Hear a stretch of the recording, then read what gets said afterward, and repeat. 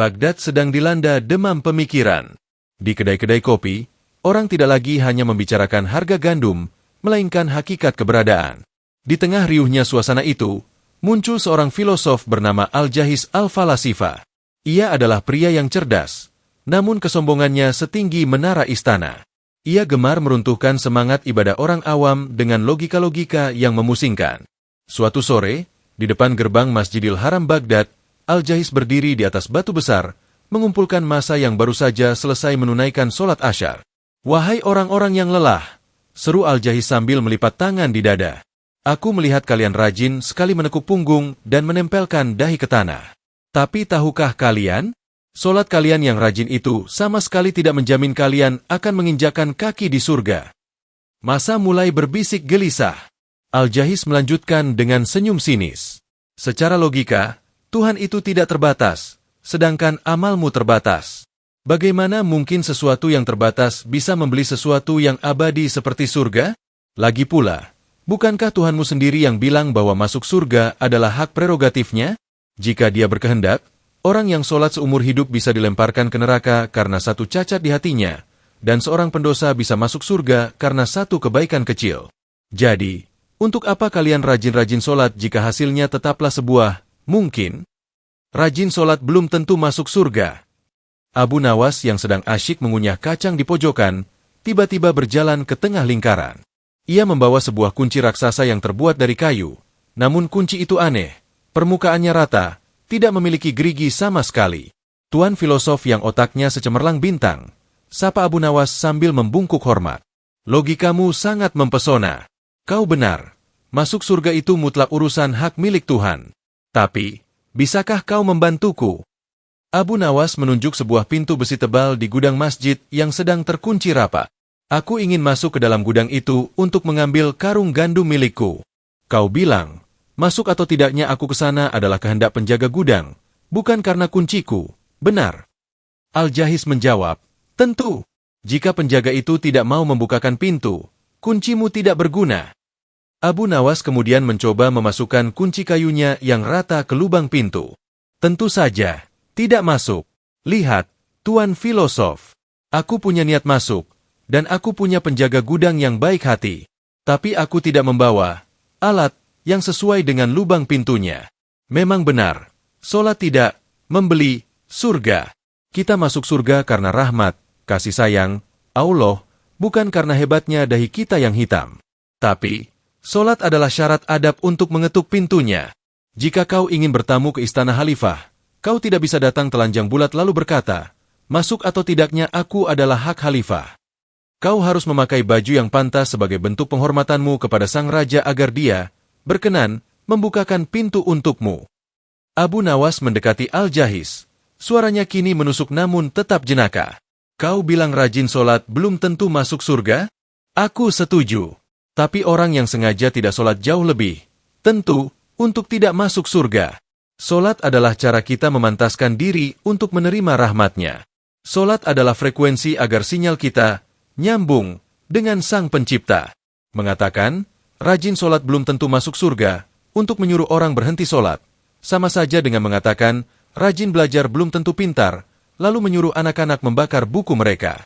Itu bukan filosofi, itu penyesatan berbaju kecerdasan. Al-Jahiz terdiam. Logikanya yang abstrak diruntuhkan oleh perumpamaan, adab bertamu, yang sangat membumi. "Tapi tetap saja," bantah Al-Jahiz, "banyak orang sholat tapi kelakuannya buruk." "Ah!" Abu Nawas mengangkat jari telunjuknya. "Itu berarti dia baru melakukan gerakan sholat, belum mendirikan sholat. Jika kunci itu tidak bisa membuka pintu, jangan salahkan kuncinya, tapi periksalah apakah kuncimu itu palsu atau kau salah memasukkannya. Tapi jangan pernah buang kuncinya, karena tanpa kunci itu, kau bahkan tidak punya kesempatan untuk berdiri di depan pintunya." Massa bersorak. Al-Jahiz merasa harga dirinya terluka. Ia merapikan jubahnya dan menatap Abu Nawas tajam. "Baiklah, Abu Nawas. Nanti kita bertemu lagi. Aku akan membuktikan bahwa Tuhan tidak adil jika Dia memasukkan orang bodoh yang rajin ibadah ke surga, sementara filosof jenius sepertiku yang mencari kebenaran lewat akal justru tidak dianggap." Abu Nawas hanya tertawa pelan. "Hati-hati, Tuan. Akal itu seperti lilin. Ia bisa menerangi jalan, tapi jika kau terlalu dekat, ia akan membakar matamu sendiri sehingga kau buta akan cahaya yang lebih besar. Kabar mengenai logika kunci Abu Nawas menyebar hingga ke telinga para pejabat istana. Esok harinya, perdebatan berlanjut di pelataran perpustakaan besar Baghdad. Al-Jahiz Al-Falasifa datang dengan membawa tumpukan gulungan perkamen kuno. Wajahnya menunjukkan ambisi untuk membalas kekalahannya kemarin. Abu Nawas, seru Al-Jahiz sambil menunjuk tumpukan naskahnya. Kemarin kau bicara soal adab, tapi mari kita bicara soal esensi. Tuhan memberikan kita akal sebagai pembeda dengan binatang. Maka, bukankah logis jika Tuhan lebih menghargai seorang filosof jenius yang menghabiskan hidupnya merenungi hakikat alam semesta, daripada seorang petani buta huruf yang hanya ruku dan sujud tanpa mengerti apa yang ia baca? Ia menatap hadirin dengan jumawa. Jika Tuhan itu adil, masakan dia menyamakan derajat sang jenius dengan si bodoh? Jika si bodoh masuk surga hanya karena rajin sholat, sementara sang pemikir dijauhkan karena ia lebih sibuk menggunakan otaknya untuk mencari kebenaran, maka di mana letak keadilan Tuhan? Akal adalah ibadah tertinggi. Abu Nawas. Tanpa akal, sholat hanyalah senam pagi yang tak bermakna. Abu Nawas tidak membawa kitab. Ia justru membawa dua orang bersamanya. Yang satu adalah seorang buta yang memegang tongkat, dan yang satu lagi adalah seorang ahli geografi istana yang membawa peta dunia yang sangat detail. Tuan filosof, kata Abu Nawas tenang. Bayangkan Khalifah Harun al-Rashid mengadakan pesta besar di tengah hutan yang gelap. Beliau mengirim undangan kepada dua orang ini. Abu Nawas menunjuk si ahli geografi. Orang pintar ini tahu segala jenis rute. Dia tahu koordinat bintang, dia tahu jenis tanah, dan dia bisa menjelaskan secara ilmiah mengapa istana itu berada di sana. Tapi, karena dia merasa sudah sangat pintar, dia diam saja di rumah sambil mengagumi petanya. Dia tidak melangkah setapak pun karena merasa, mengetahui peta, sudah cukup untuk membuktikan kesetiaannya. Lalu Abu Nawas menunjuk si buta. Orang ini tidak tahu apa-apa soal peta. Tapi dia memegang tongkatnya. Dia bertanya pada setiap orang di jalan, dan dia merangkap perlahan mengikuti instruksi. Belok kanan, sujud, lalu jalan lagi. Dia melakukan gerakan yang menurutmu, bodoh, itu berulang-ulang. Abu Nawas menatap Al-Jahiz dengan senyum tipis. Pertanyaanku, wahai filosof, siapa yang akan sampai ke perjamuan khalifah dan kenyang dengan hidangan lezat? Apakah si ahli geografi yang hanya memandangi peta di kamarnya? Atau si buta yang terus melangkah meski ia tidak paham rumitnya koordinat jalan? Al-Jahiz terdiam sebentar, lalu menjawab ketus. Tentu si buta yang sampai, tapi dia sampai karena keberuntungan. Bukan keberuntungan, potong Abu Nawas. Dia sampai karena kepatuhan. Tuhan tidak memintamu untuk menjadi arsitek surga. Dia memintamu untuk menjadi hamba. Akalmu adalah peta, tapi solat dan ibadah adalah langkah kakimu. Memiliki peta paling hebat di dunia tidak akan membuatmu beranjak dari tempat dudukmu jika kau tidak punya kemauan untuk menggerakkan kaki. Abu Nawas melangkah mendekat. Suaranya memberat namun penuh kasih. Tuhan itu adil, Al-Jahiz. Justru karena dia adil, pintu surga dibuka lewat ibadah yang bisa dilakukan oleh semua orang, baik si jenius maupun si petani. Jika surga hanya untuk orang pintar, maka Tuhan tidak adil bagi si bodoh yang juga ingin mencintainya. Kesombonganmu membuatmu menganggap akal sebagai tiket, padahal akal hanyalah lampu. Apa gunanya lampu yang terang jika kau gunakan hanya untuk mengagumi diri sendiri dan bukan untuk melihat jalan sujud menuju Tuhanmu? Solat si bodoh yang penuh ketulusan jauh lebih mulia di mata Tuhan daripada teori-teorimu yang kau susun untuk menghindar dari kewajiban. Al-Jahiz gemetar. Ia merasa logikanya dipelintir hingga patah. Jadi kau bilang ilmuku ini sampah? Tanya Al-Jahiz emosional. Tidak, jawab Abu Nawas lembut. Ilmu adalah cahaya. Tapi ingat, iblis pun adalah makhluk yang sangat jenius dan tahu banyak rahasia langit. Yang membuatnya terusir bukan karena dia kurang pintar, tapi karena dia merasa terlalu pintar untuk tunduk dan sujud. Jangan sampai akalmu menjadikannya berhala yang menghalangimu menyentuh lantai masjid. Masa terdiam, meresapi perkataan Abu Nawas. Al-Jahiz terduduk di atas tumpukan perkamennya yang kini terasa berat. Namun, ia belum menyerah. Besok, bisik Al-Jahiz, aku akan membuktikan bahwa surga dan neraka itu hanyalah hayalan untuk menakuti orang-orang lemah, karena Tuhan yang Maha Baik tidak mungkin menyiksa makhluknya sendiri. Abu Nawas hanya mengangkat bahu sambil tersenyum. Hati-hati, Tuan. Jangan sampai kau baru percaya adanya api setelah kau sendiri menjadi bahan bakarnya. Debat ini mencapai titik didih. Kali ini, mereka berkumpul di pelataran pasar yang ramai, tempat di mana hukum duniawi dan keadilan sehari-hari dipraktikkan. Al-Jahiz Al-Falasifa berdiri dengan jubah sutra yang indah. Wajahnya mencerminkan penghinaan terhadap konsep siksaan yang menurutnya tidak masuk akal bagi Tuhan yang Maha Cinta. Dengarlah, Abu Nawas. Al-Jahiz berseru kepada kerumunan. Kemarin kau bicara soal kepatuhan. Tapi pikirkanlah dengan akal sehat. Tuhan menyebut dirinya Ar-Rahman dan Ar-Rahim, Maha Pengasih dan Penyayang. Apakah masuk akal jika Sang Sumber Cinta menciptakan api abadi untuk membakar makhluk yang Dia ciptakan sendiri? Neraka hanyalah dongeng untuk menakut-nakuti orang bodoh agar mereka tertib. Jika Tuhan benar-benar Maha Sempurna, Dia tidak akan sakit hati karena manusia tidak sholat, dan Dia tidak akan menyimpan dendam hingga harus menyiksa mereka. Pada akhirnya, semua akan masuk surga karena kasih sayangnya tidak terbatas. Jadi, buat apa takut pada neraka yang tidak ada? Abu Nawas tidak langsung menjawab. Ia tiba-tiba mendekati Al-Jahiz. Lalu dengan gerakan cepat, ia merenggut gulungan perkamen emas yang sangat berharga dari tangan sang filosof dan memberikannya kepada seorang pengemis yang lewat. "Hei, apa yang kau lakukan?" teriak Al-Jahiz merah padam. "Penjaga, tangkap Abu Nawas. Dia mencuri hartaku yang paling berharga." Abu Nawas hanya berdiri tenang sambil tersenyum lebar. "Tenanglah, Tuan Filosof. Mengapa kau marah? Bukankah kau orang yang sangat baik? Aku yakin kau punya kasih sayang yang luas. Biarkan saja pengemis itu mengambilnya. Janganlah kau menyimpan dendam atau menuntut hukuman bagiku." "Kau gila," maki Al-Jahiz. "Itu adalah hasil karyaku selama bertahun-tahun. Kau harus dihukum. Hakim harus mengadili perbuatanmu yang tidak adil ini." Abu Nawas melangkah maju. Wajahnya mendadak serius. "Tuan Filosof, baru saja kau kehilangan selembar kertas. Kau sudah menjerit meminta keadilan dan hukuman. Kau menuntut agar hakim bertindak tegas. Sekarang, jawablah pertanyaanku. Jika seorang pembunuh, pemerkosa, dan tiran yang menghancurkan ribuan nyawa bisa masuk surga begitu saja bersama dengan korbannya, adakah keadilan di sana?" Al-Jahiz terdiam. Napasnya masih memburu. Jika Tuhan hanya memiliki kasih sayang tanpa keadilan, maka Dia adalah Tuhan yang lemah. Mengampuni penjahat tanpa memberikan hak kepada korbannya bukanlah kasih sayang, melainkan kezaliman. Neraka bukan diciptakan karena Tuhan itu kejam, melainkan karena Tuhan itu adil. Neraka adalah tempat di mana segala keangkuhan yang menindas orang lain akan dimintai pertanggungjawaban. Jika kau menghapus neraka, kau baru saja menghapus harapan bagi setiap orang yang terzalimi di dunia ini. Abu Nawas mengambil kembali perkamen itu dari si pengemis, yang ternyata adalah asisten Abu Nawas yang sudah disiapkan, dan mengembalikannya kepada Al-Jahiz. "Tuhan tidak memasukkan orang ke neraka dengan paksa, Al-Jahiz. Manusia sendirilah yang berjalan ke sana. Jika kau memberikan seseorang rumah yang indah, namun ia lebih memilih untuk terjun ke dalam api, apakah itu salah pemilik rumah?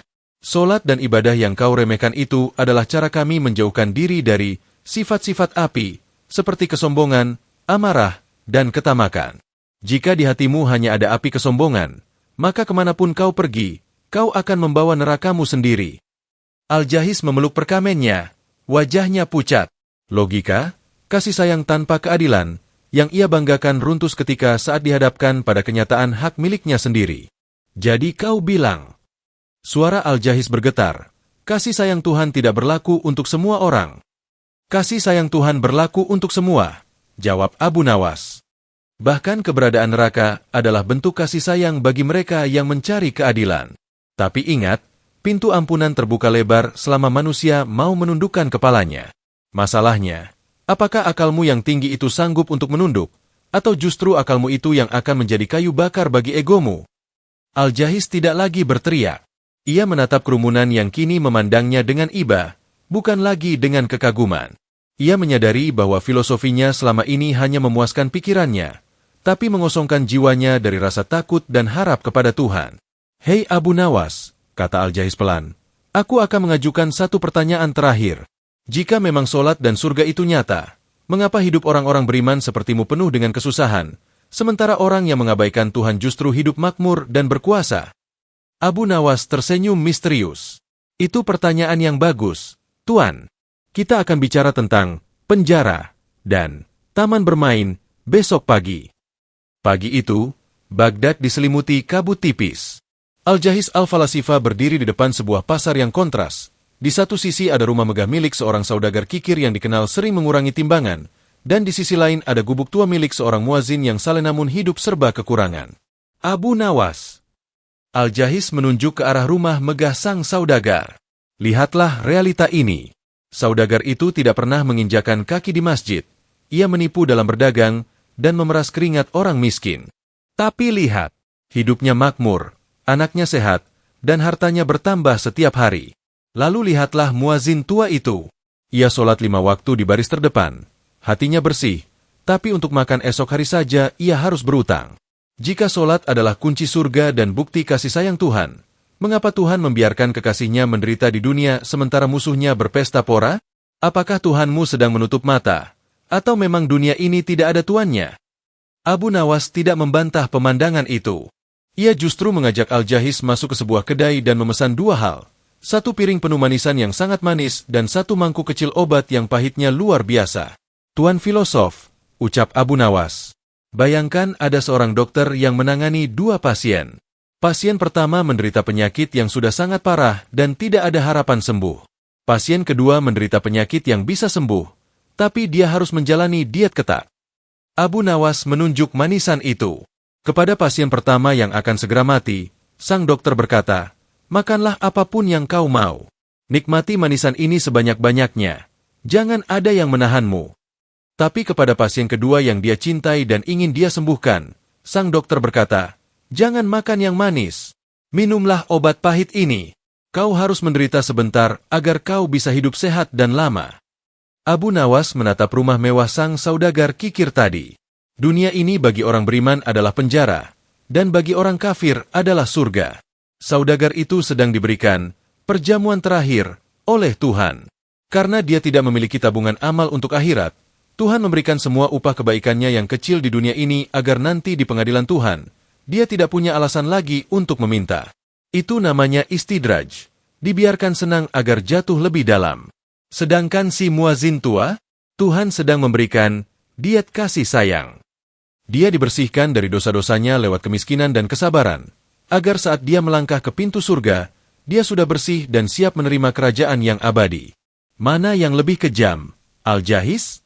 Dokter yang membiarkan pasiennya makan racun manis sebelum mati, atau dokter yang memaksa pasiennya minum obat agar selamat? Abu Nawas menyesap tehnya dengan tenang. Kesalahanmu adalah kau menganggap dunia ini sebagai tempat pembayaran upah, padahal dunia hanyalah ruang ujian. Jika seorang murid yang malas diberikan nilai tinggi tanpa ujian, dan murid yang rajin diberikan soal-soal sulit, siapa sebenarnya yang sedang dipersiapkan untuk masa depan yang hebat? Keadilan Tuhan tidak diukur dari berapa banyak emas yang kau punya di bumi yang sebentar ini, tapi dari berapa banyak kedamaian yang kau miliki di hati saat menghadapnya. Saudagar itu kaya tapi gelisah. Muazin itu miskin tapi tidurnya nyenyak karena tidak punya beban dosa pada manusia.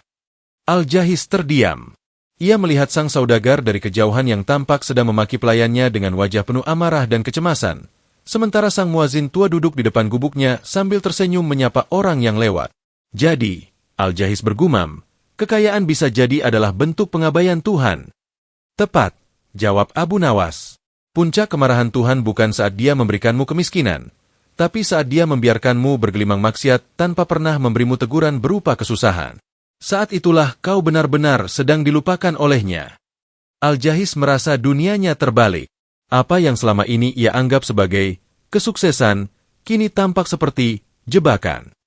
Namun, ego sang filosof masih menyisakan satu pertanyaan terakhir yang paling berbahaya. Besok, Abu Nawas, ucap Al-Jahiz dengan nada rendah, aku akan bertanya tentang keberadaan Tuhan itu sendiri. Jika dia ada, mengapa dia harus bersembunyi di balik tabir gaib? Mengapa dia tidak menampakkan diri saja agar semua orang sholat dan tidak perlu ada debat ini? Abu Nawas tersenyum kecil. Besok siapkan matamu, Al-Jahiz. Kita akan lihat apakah kau sanggup menatap cahaya tanpa menjadi buta. Matahari Baghdad tepat berada di puncaknya, menyinari setiap sudut kota dengan cahaya yang teramat terik. Di tengah alun-alun, Al-Jahis Al-Falasifa berdiri dengan dagu terangkat. Ini adalah argumen terakhirnya, sebuah pertanyaan yang ia anggap sebagai benteng yang tak mungkin ditembus oleh siapapun. Abu Nawas.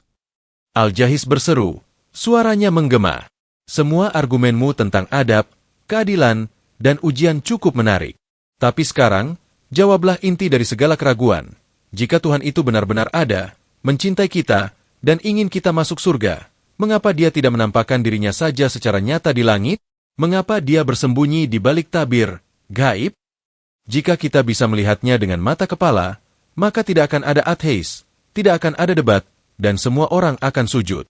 Bukankah membiarkan dirinya tidak terlihat sama saja dengan sengaja menjebak manusia ke dalam keraguan? Abu Nawas tidak langsung menjawab. Ia justru mendekati Al-Jahis dan memintanya berdiri tepat di tengah lapangan yang terbuka tanpa naungan.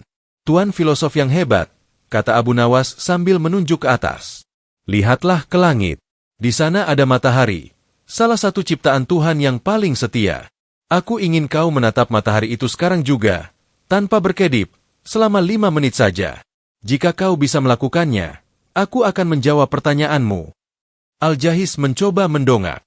Namun, baru beberapa detik saja, ia langsung memalingkan wajah, matanya perih, merah, dan berair.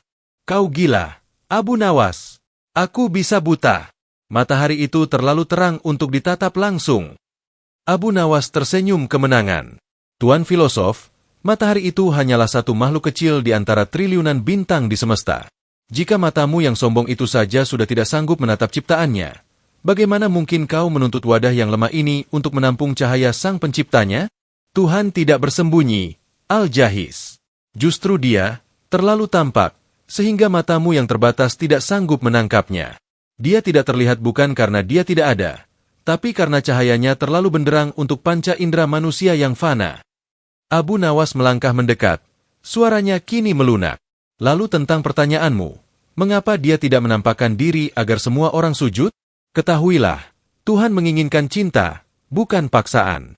Jika Tuhan menampakkan dirinya di langit dengan segala keagungannya, maka semua orang akan sujud karena takut dan terpaksa, bukan karena pilihan hati. Ujian surga itu ada untuk melihat siapa yang bisa melihat tanda-tanda keberadaannya lewat akal dan rasa, meski tanpa melihat wujudnya.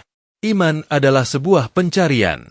Jika segala sesuatu sudah terpampang nyata, maka tidak ada lagi nilainya sebuah keyakinan. Surga diberikan bagi mereka yang mencintainya dalam kesunyian, bukan bagi mereka yang tunduk karena melihat pedangnya.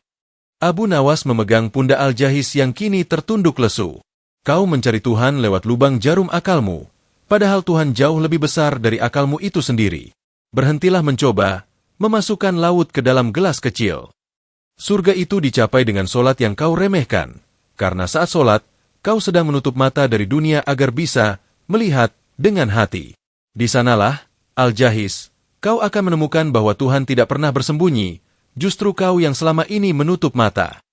Al-Jahis Al-Falasifa terdiam lama. Ia teringat akan tahun-tahun yang ia habiskan hanya untuk beradu argumen, namun hatinya tetap terasa kosong dan haus. Perumpamaan, matahari. Abu Nawas menyadarkannya bahwa kesombongan intelektualnya hanyalah debu di hadapan keagungan Tuhan. Ia melepaskan jubah sutranya yang mahal, lalu bersujud di atas tanah pasar yang berdebu. Bukan karena takut pada neraka, tapi karena akhirnya ia merasakan cahaya yang selama ini ia tuntut keberadaannya.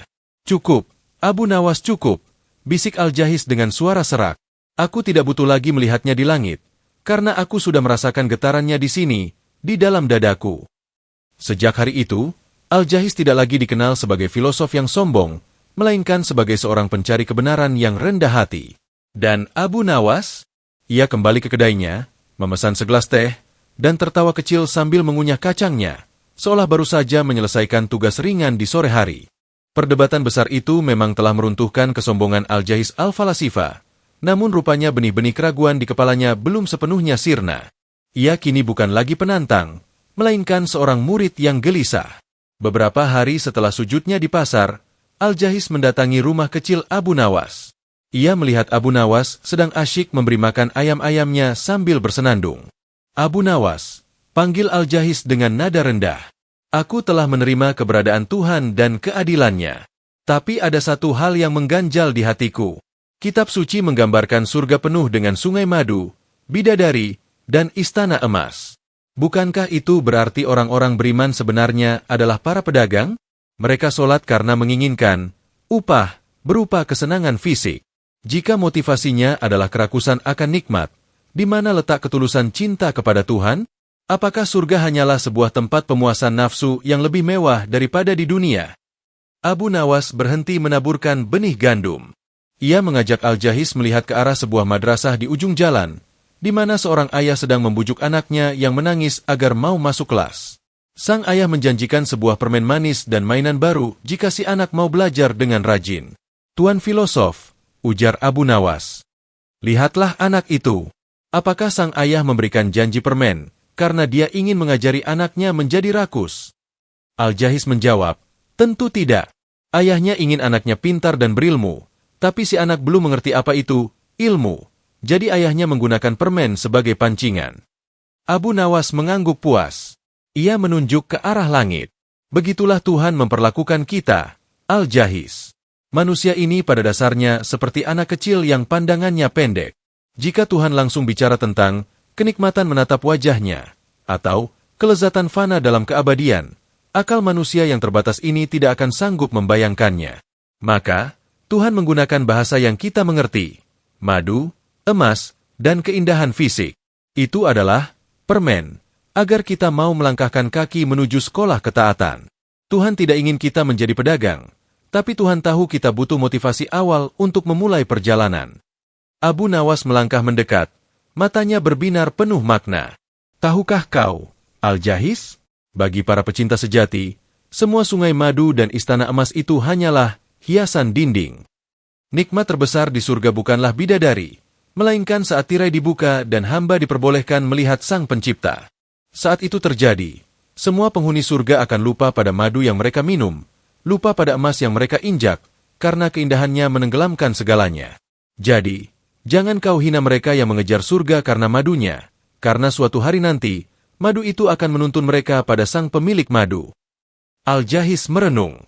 Ia menyadari bahwa gambaran fisik surga adalah bentuk kasih sayang Tuhan untuk memotivasi manusia dari berbagai tingkatan pemahaman.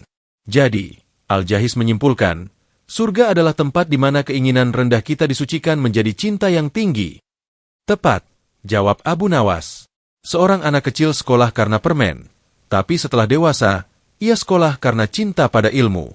Kita mulai beribadah karena takut neraka atau ingin surga, tapi jika kita terus berjalan, kita akan sampai pada titik di mana kita sholat hanya karena kita tidak bisa hidup tanpa berdialog dengannya. Al-Jahiz merasa bebannya terangkat. Namun, di tengah kedamaian itu, muncul seorang filosof lain dari masa lalu Al-Jahiz yang masih sombong, bernama Hermes si Rasionalis.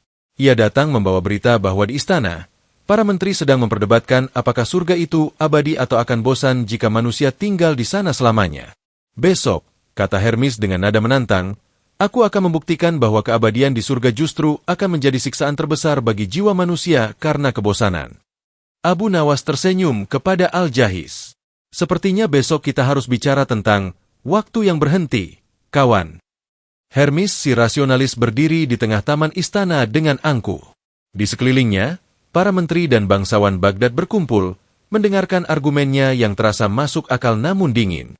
Al-Jahiz, yang kini telah berubah, duduk di samping Abu Nawas, memperhatikan dengan cemas. Dengarlah, Abu Nawas, Hermes memulai dengan nada tajam. Kalian selalu memuja-muja keabadian di surga. Tapi secara psikologis, kebahagiaan manusia justru lahir dari kontras. Kita merasa kenyang karena pernah lapar. Kita merasa senang karena pernah sedih. Jika di surga kau terus-menerus makan buah yang lezat selama 1.000.000 tahun, tanpa pernah merasa lapar, tanpa pernah merasa sakit, bukankah kau akan sampai pada titik kebosanan yang mematikan? Sesuatu yang terus-menerus ada akan kehilangan nilainya. Surga abadi tak ubahnya penjara emas yang membosankan. Jiwa manusia membutuhkan perubahan, bukan repetisi yang tak berujung. Abu Nawas tidak langsung membantah. Ia justru menarik napas dalam-dalam, mengembuskannya, lalu menariknya lagi berkali-kali dengan wajah yang sangat menikmati setiap tarikan napasnya. Hermes, kau adalah pemikir yang hebat, kata Abu Nawas sambil terus bernapas panjang. Tapi katakan padaku, sudah berapa kali kau bernapas sejak kau lahir sampai hari ini? Jutaan? Miliaran kali. Hermes mengernyit. Tentu saja, tak terhitung. Apa hubungannya? Pertanyaanku, lanjut Abu Nawas, apakah kau pernah merasa bosan bernapas? Apakah kau pernah berkata, aduh, bosan sekali menghirup udara ini lagi. Aku ingin mencoba tidak bernapas saja selama seminggu agar ada variasi? Hermes tertawa meremehkan. Itu konyol. Bernapas adalah kebutuhan biologis untuk hidup, bukan hiburan. Abu Nawas tersenyum lebar. Tepat sekali. Kau tidak bosan bernapas karena setiap tarikan napas adalah kehidupan baru yang kau butuhkan saat itu juga.